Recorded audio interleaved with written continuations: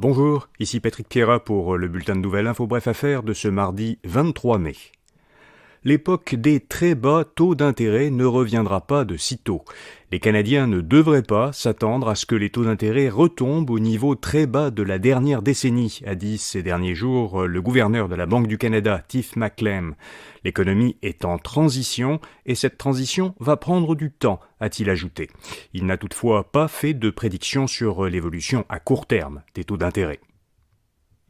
Ottawa vient de préciser les frais réduits de cartes de crédit pour les petites entreprises. Le gouvernement fédéral avait déjà annoncé qu'il avait conclu une entente avec Visa et Mastercard pour diminuer les frais de transaction des petites entreprises. On sait maintenant que, pour profiter des taux réduits, les entreprises et les OBNL doivent par année vendre moins de 300 000 $ par Visa, dans le cas de Visa, et moins de 175 000 $ par Mastercard, dans le cas de Mastercard.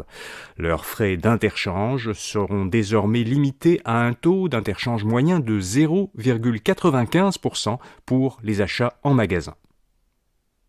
Meta est condamné par le régulateur irlandais de la protection des données à payer une amende record de 1,75 milliard de $.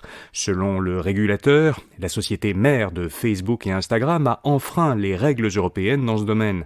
Dans sa décision, il dit que l'entreprise a continué à transférer des données personnelles d'utilisateurs européens de Facebook vers les États-Unis, après que cela lui avait été interdit en 2020 par une décision de l'Union européenne. Meta a 5 mois pour suspendre tout transfert de données personnelles vers les États-Unis et 6 mois pour se conformer aux règles européennes sur la protection des données. L'entreprise dit qu'elle va faire appel de la décision. Aux États-Unis, c'est probablement le début d'une saga judiciaire sur l'interdiction de TikTok. Le Montana est devenu la semaine dernière le premier État américain à interdire la distribution de l'application TikTok par les magasins d'applications mobiles. Cette interdiction, qui doit entrer en vigueur le 1er janvier prochain, répond aux craintes de nombreux Américains qui croient que le gouvernement chinois peut espionner les utilisateurs de TikTok ou orienter son contenu. TikTok a déjà rétorqué en déposant une poursuite en justice contre l'État du Montana. TikTok soutient que son bannissement par cet État est une enfreinte à la liberté d'expression garantie par le premier amendement à la Constitution américaine. Et puis, comme chaque début de semaine, Info Bref vous fait découvrir une jeune entreprise québécoise innovante. Aujourd'hui, Sonaro, une jeune pousse de Montréal qui aide à évaluer les risques d'accidents vasculaires cérébrales. La médecine moderne peut détecter certains signes avant-coureurs d'un AVC, mais le faire avec précision est compliqué et mobilise beaucoup de ressources. Sonaro a conçu un logiciel qui facilite la détection des facteurs de risque d'AVC chez les personnes qui sont prédisposées à ce type d'accident.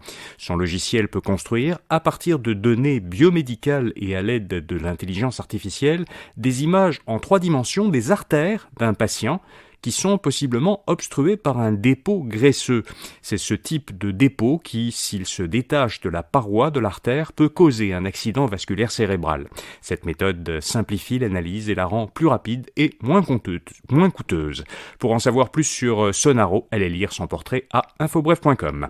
Voilà, vous savez l'essentiel. À demain matin pour notre prochain bulletin de nouvelles Info Bref Affaires. Bonne journée.